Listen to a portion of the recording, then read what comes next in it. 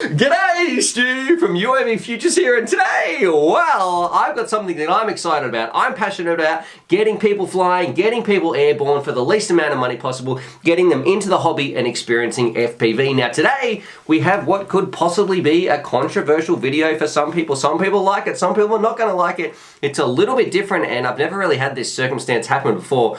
What we're checking out, this is the TYRO 99 from Eachine, and essentially, it's pretty much a competitor to my UAVfutures $99 build that I just did. I just did a 2018 version. You can go watch that video up here. Now what this is, it comes in this one little box here. It's got everything ready to rock and roll. You put it together, minus your receiver, and you end up with something like this. So what we're gonna do, we're gonna find out, is this a good purchase? What is it like? We're gonna talk about the pros, the cons, the designs, talk about its components, all that sort of stuff, break it down. And then a little bit different, we'll also take it for a quick little spin and show you what it's like, because it does have some pros, it does have some cons, and I'm going to be referencing my $99 build a fair bit as well, because they're going after the same sort of thing, a really cheap kit to get people into the hobby. Now I've had a few messages saying, oh Stuart, what do you think, stolen your ideas, they've done a $99 build. And my answer to that is, I feel like those people who'd be upset about that, they're for people with egos, people with agendas.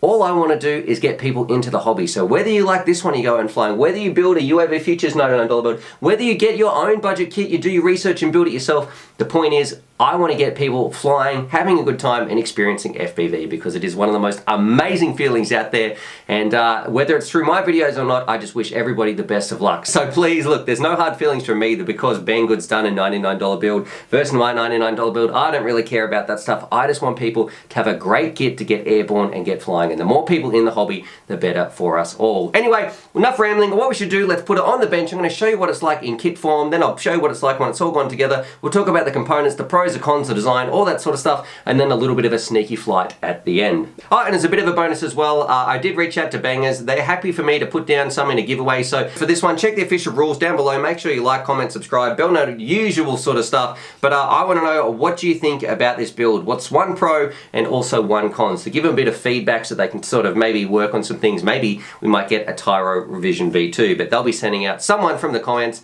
All that sort of stuff will be winning one of these. Enough rambling. Anyway, let's get on with the good stuff. Let's put this kit on the bench and show you what you guys actually get. Alrighty, here it is on the bench. I've unpacked all the kit, and I've got to say I am actually shocked at how much we are getting for $99. So we're going to go through all the components, do an overview, talk about the pros and cons of the design, show you what it looks like when it's all built up. But I can't believe, as well as doing this, it is going to be such a minimal soldering job. I didn't realize there'd be such little amounts of soldering, as well as you get things like your heat shrink and your zip ties and some extra sticky pads, things that I didn't even include in my $99 build because they just weren't in the budget. We're going to be comparing it a lot to my build as well, but let's kick it off, talk about it as a bit of an overview before we jump in and look at the component. Now, as a bit of an overview, what this is, essentially, it is a $99 kit. They've put everything in one bundle, so it's very easy to buy. It's all going to work together, and all you've got to do is build it yourself. So that's why I'm going to be going through making my own build video, because there is no instructions, nothing like that. It is the bare minimum, and like I keep saying, it is absolutely crazy for the price. I'm still struggling to see how they made this kit for $99, because I mean, when I started, things were so expensive. Yes, they're getting cheaper, and we're working on our cheap builds all the time, but this, for everything with those extras, is ridiculous. I think so many people are going to get flying thanks to this TYRO kit right here. Now, what we should do, let's go through as a bit of an overview of the components. We're going to start over this side at the frame. Alright, so the frame itself, it's designed to spin 5-inch props, and it's got 4 individual arms, and I've got to say, these arms, they're 5mm thick, and I feel like I'm going to break my thumb before I break this thing. Very, very stiff, rigid arms. And what I love as well is, I think if they come out with some replaceable arms, these things should be very, very cheap. So that's what you want as a beginner's drone. You want a bash, you want something that is strong, can take a beating, but also very, very cheap to replace. And I think they're doing a great job with these arms right here. Now you can see those arms, they connect up under this sort of little brace plate here. It's got some press nuts in there, so that's where you're going to sort of screw your arms into. It's going to go in this way, actually. Screw those together. It's got these 2 little carbon plates on the outside that sort of brace up against these aluminium parts as well. Now this is borrowing heavily from the Japalura, from the Armaton sort of design. I think they had one called the Hippo as well, was a bit of a knockoff. But look, it's an okay frame, but I feel like it is going to be difficult to try to squeeze everything in here, especially with that stack. So we're going to have to talk about that a little bit once it's all together. We'll talk about the pros and the cons and the design of the thing. So, but look, I think it is going to hold up. The frame itself is going to hold up very well in crashes. You get a ton of these little standoffs, extra screws, all the little parts you need to build your drone. We'll put that to the side. This little part, that's going to be for your FPV antenna. And look, they often use these. These are a battery protector. I don't really like those, so I'm going to put that to the side as well. I'm not going to be using that in my build. And then I believe this is going to be a little part that we can zip tie our VTX down to. So we'll have to check that out once we actually get on with the build as well. Now what we should do, let's move over and have a look at the actual heart of the build, something I think is very impressive. And that is this bad boy right here. Now what this is a stack. It is an F4 flight controller Betaflight OSD on top of our 4-in-1 ESC that is like ROX D-Shot and has a 30 amp standard burst rating. So that is standard rating with even higher when you want to go to burst, and it's even got a nice big cap on the back as well. So we should be getting some good, I guess, nice clean video when we're flying around, or that's the plan anyway.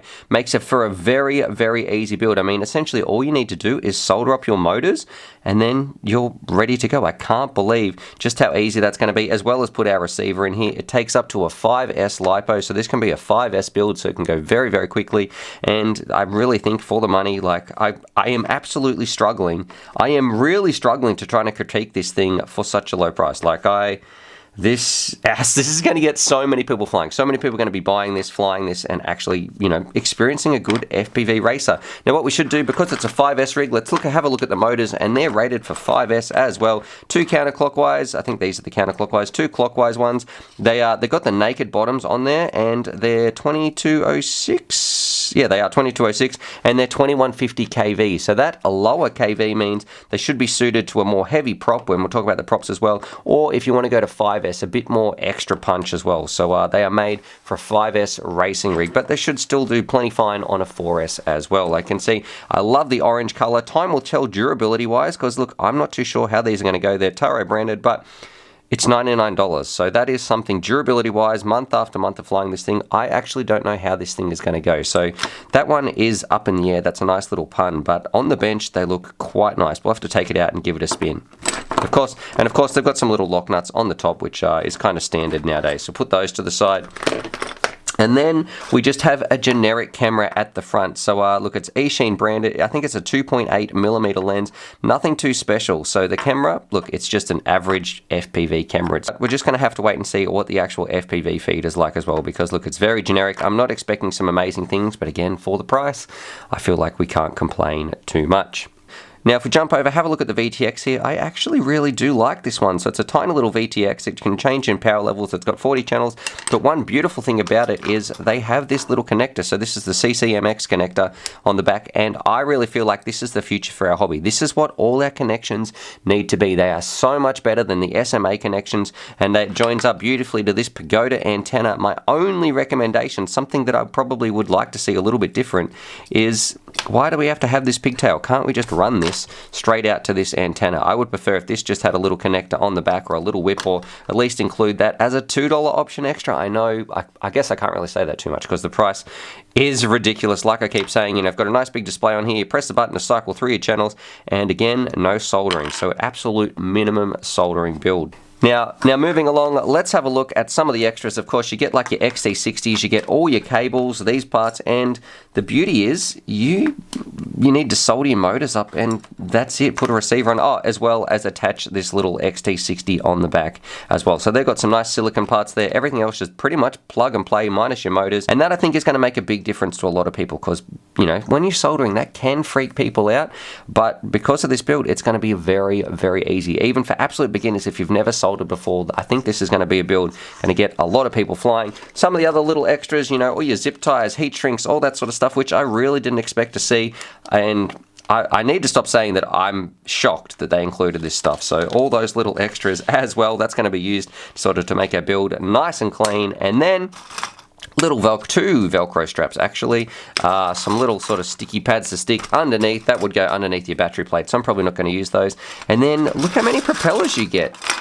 So you get so many propellers. I'm going to zoom out a little bit. So in my $99 build, we just had enough funds for one, and I don't know how these propellers are going to go. They've got a kind of a strange looking pitch to them, but they say they're 50-38s, but I've never seen these sort of props before. They've got some nice little tips on the end, so hopefully that should help with some drag. We'll have to stick them on so they go in the actual flight towards the end of the videos. So I do think they look pretty cool though, and I can't believe you get so many of them. I think it's 10 pairs that you actually get, or 5 complete whole sets. So, you know, you don't have to worry about buying some extra spares for a little while, which is great for a beginner drone. We want that because people are going to crash and they want to be able to replace their props, and you actually have the option to do that now. So that's all the components out of the way. What we should do, let's talk about the design of the thing. But before we do that, we sort of need to put it together. And of course, I'm going to have a build guide up very soon. So that should be popped up or linked down in the description. So whether it's up here, down below, go check that out if you want to find if you want to find out how to build it. So let's find out what it looks like. Continue with the review once it's all built up and check it out in 3, 2, 1. Whoop.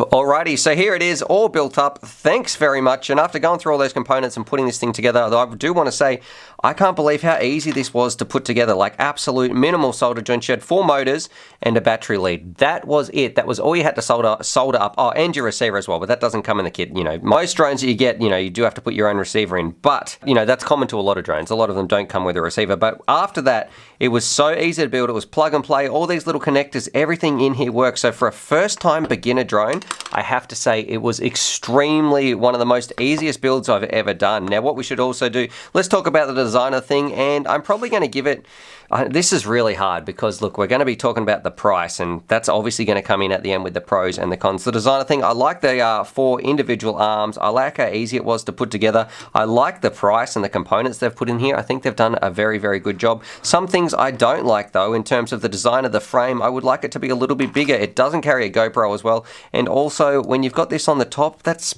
not the ideal place for this antenna VTX sort of combo. I would much prefer if they had a bit of a body where it was a bit better protected inside. So that part, I think the design is let down a little bit there as well. And also your camera protection. So when it comes to the design of the camera protection, it is going to be a little bit limited because it's not quite as nice as some of the other frames out there. There are ones with better camera protection options. But again, 99 bucks. I mean, how much can I complain for $99? Now, if I talk about the quality of the thing, this is where I do have some gripes, and you know, for the price, I understand they have to make sacrifices in some places, but for me, there are a couple little bits. It is nice when you build it yourself. You know that the joints are all soldered up nicely. You know how it comes together, but for me, the camera screws, the screws in here, they felt like they were stripping fairly easily. You had to be pretty careful and use some good tools on them. Some of the screws, I felt like these camera ones were just a little bit too short. I really had to push them together to sort of get it to bind in and bite into the camera.